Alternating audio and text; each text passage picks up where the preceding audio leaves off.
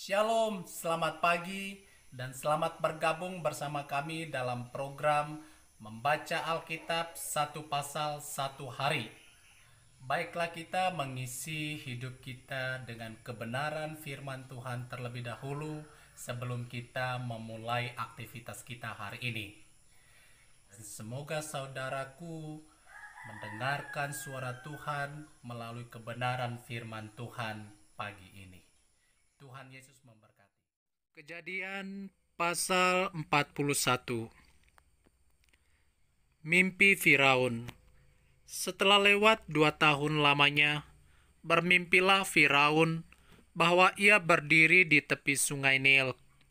Tampaklah dari sungai Nil itu keluar 7 ekor lembu yang indah bangunnya dan gemuk badannya, lalu memakan rumput yang di tepi sungai itu.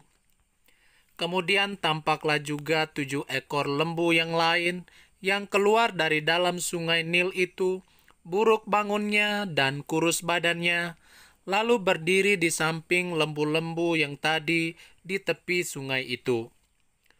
Lembu-lembu yang buruk bangunnya dan kurus badannya itu memakan ke-7 ekor lembu yang indah bangunnya dan gemuk itu. Lalu terjagalah Firaun.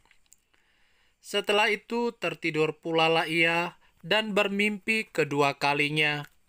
Tampak timbul dari satu tangkai 7 bulir gandum yang bernas dan baik. Tetapi kemudian tampaklah juga tumbuh 7 bulir gandum yang kurus dan layu oleh angin timur. Bulir yang kurus itu menelan ke-7 bulir yang bernas dan berisi tadi. Lalu terjagalah Firaun. Agaknya ia bermimpi. Pada waktu pagi gelisahlah hatinya, lalu disuruhnyalah memanggil semua ahli dan semua orang berilmu di Mesir.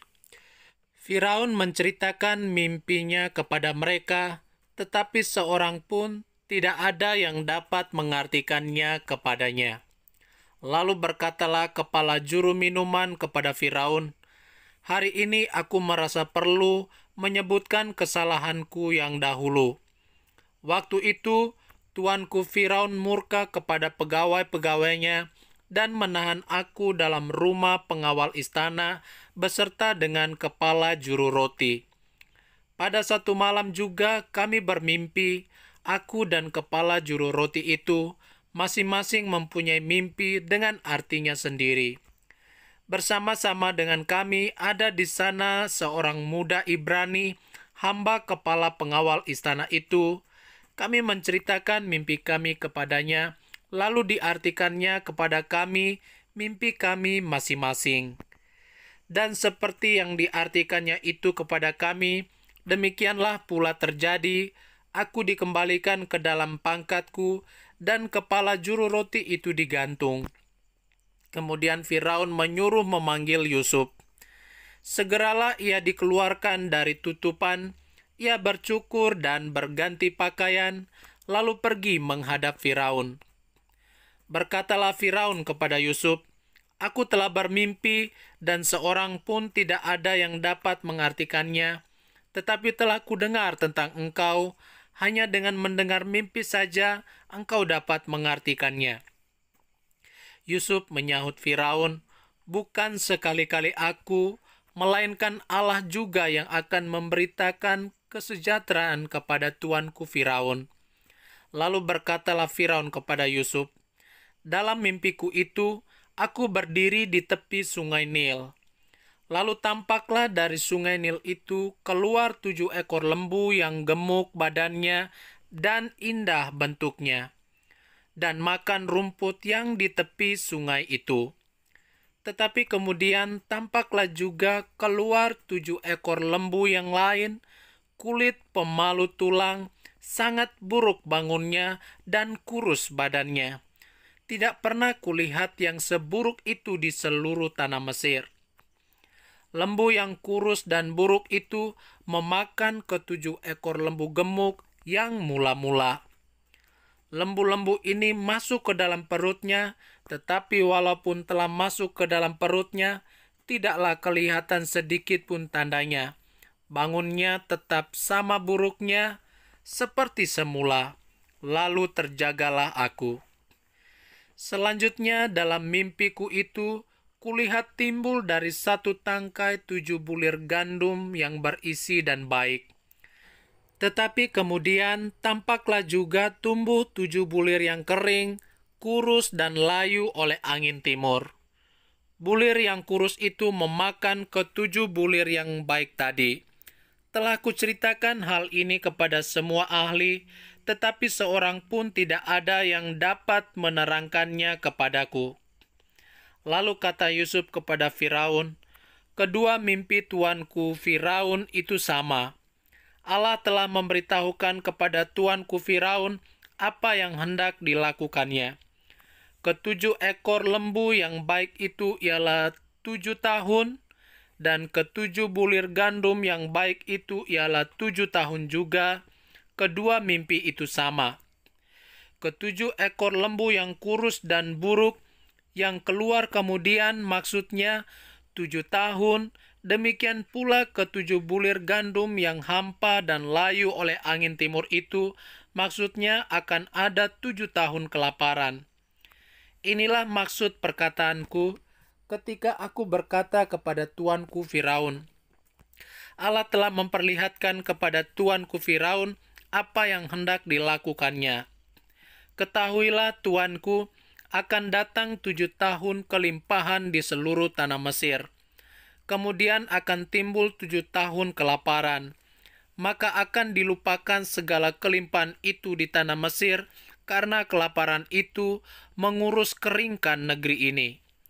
Sesudah itu akan tidak kelihatan lagi bekas-bekas kelimpahan di negeri ini karena kelaparan itu, sebab sangat hebatnya kelaparan itu. Sampai 2 kali mimpi itu diulangi bagi tuanku Firaun, berarti hal itu telah ditetapkan oleh Allah dan Allah akan segera melakukannya. Oleh sebab itu, baiklah tuanku Firaun mencari seorang yang berakal budi dan bijaksana dan mengangkatnya menjadi kuasa atas tanah Mesir. Baiklah juga tuanku Firaun berbuat begini, yakni menempatkan penilik-penilik atas negeri ini, dan dalam ke-7 tahun kelimpahan itu memungut 1/5 dari hasil tanah Mesir. Mereka harus mengumpulkan segala bahan makanan dalam tahun-tahun baik yang akan datang ini, dan di bawah kuasa tuanku Firaun menimbun gandum di kota-kota sebagai bahan makanan serta menyimpannya. Demikianlah segala bahan makanan itu menjadi persediaan untuk negeri ini di dalam ke-7 tahun kelaparan yang akan terjadi di tanah Mesir, supaya negeri ini jangan binasa karena kelaparan itu. Yusuf di Mesir sebagai penguasa. Usul itu dipandang baik oleh Firaun dan oleh semua pegawainya. Lalu berkatalah Firaun kepada para pegawainya, "Mungkinkah kita mendapat orang seperti ini, seorang yang penuh dengan roh Allah?" Kata Firaun kepada Yusuf, "Oleh karena Allah telah memberitahukan semuanya ini kepadamu, tidaklah ada orang yang demikian berakal budi dan bijaksana seperti engkau. Engkaulah menjadi kuasa atas istanaku, dan kepada perintahmu seluruh rakyatku akan taat. Hanya tahta inilah kelebihanku daripadamu." Selanjutnya, Firaun berkata kepada Yusuf, "Dengan ini aku melantik engkau menjadi kuasa atas seluruh tanah Mesir." Sesudah itu, Firaun menanggalkan cincin meterainya dari jarinya dan mengenakannya pada jari Yusuf. Dipakaikannya lah kepada Yusuf pakaian daripada kain halus dan digantungkannya kalung emas pada lehernya. Lalu Firaun menyuruh menaikkan Yusuf dalam keretanya yang kedua, dan berserulah orang di hadapan Yusuf, "Hormat!" Demikianlah Yusuf dilantik oleh Firaun menjadi kuasa atas seluruh tanah Mesir. Berkatalah Firaun kepada Yusuf, "Akulah Firaun, tetapi dengan tidak setahumu, seorang pun tidak boleh bergerak di seluruh tanah Mesir." Lalu Firaun menamai Yusuf Jafnat Paneah. serta memberikan Asnat, anak Potifar, imam di On, kepadanya menjadi istrinya. Demikianlah Yusuf muncul sebagai kuasa atas seluruh tanah Mesir. Yusuf berumur 30 tahun ketika ia menghadap Firaun, raja Mesir itu. Maka pergilah Yusuf dari depan Firaun, lalu dikelilinginya seluruh tanah Mesir. Tanah itu mengeluarkan hasil bertumpuk-tumpuk dalam ke-7 tahun kelimpahan itu. Maka Yusuf mengumpulkan segala bahan makanan ke-7 tahun kelimpahan yang ada di tanah Mesir, lalu disimpannya di kota-kota. Hasil daerah sekitar tiap-tiap kota disimpan di dalam kota itu. Demikianlah Yusuf menimbun gandum seperti pasir di laut, sangat banyak, sehingga orang berhenti menghitungnya karena memang tidak terhitung. Sebelum datang tahun kelaparan itu, lahirlah bagi Yusuf 2 orang anak laki-laki yang dilahirkan oleh Asnat, anak Potifera, imam di On. Yusuf memberi nama Manasye kepada anak sulungnya itu, sebab katanya, Allah telah membuat aku lupa sama sekali kepada kesukaranku dan kepada rumah Bapakku. Dan kepada anaknya yang kedua diberinya nama Efraim, sebab katanya, Allah membuat aku mendapat anak dalam negeri kesengsaraanku. Setelah lewat ke-7 tahun kelimpahan yang ada di tanah Mesir itu, mulailah datang 7 tahun kelaparan, seperti yang telah dikatakan Yusuf, dalam segala negeri ada kelaparan, tetapi di seluruh negeri Mesir ada roti. Tetapi seluruh negeri Mesir menderita kelaparan, dan rakyat berteriak meminta roti kepada Firaun. Berkatalah Firaun kepada semua orang Mesir, "Pergilah kepada Yusuf, perbuatlah apa yang akan dikatakannya kepadamu." Kelaparan itu merajalela di seluruh bumi. Maka Yusuf membuka segala lumbung dan menjual gandum kepada orang Mesir, sebab makin hebat kelaparan itu di tanah Mesir. Juga dari seluruh bumi datanglah orang ke Mesir untuk membeli gandum dari Yusuf, sebab hebat kelaparan itu di seluruh bumi. Demikianlah firman Tuhan.